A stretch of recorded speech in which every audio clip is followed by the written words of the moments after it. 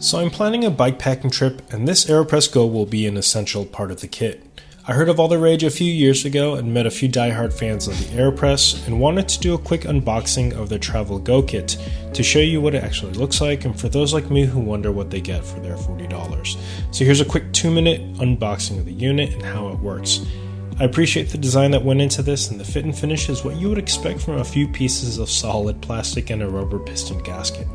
The whole kit is basically 7 pieces, including this coffee scoop, which will help you get some consistency when outside, a coffee stirrer, which I think is a bit gimmicky but works, the interlocking bottom filter holder that allows for what I presume an even spread of water along the surface area and controls the flow of exiting liquid, along with a filter holder that can hold maybe 10 to 20 pieces.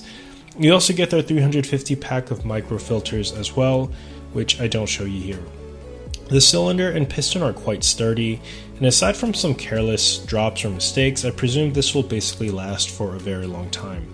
One cool thing about the Aeropress Go is that it is all made in the USA, which is really impressive in a time where this could have easily been made for a fraction of the cost overseas.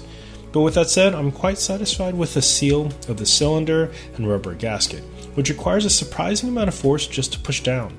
I haven't yet made a coffee with this, and once I do actually use it outside, I'll follow up with a review of the Aeropress Go. It all basically stacks onto itself, and the carrying container acts as a cup for the coffee to go into.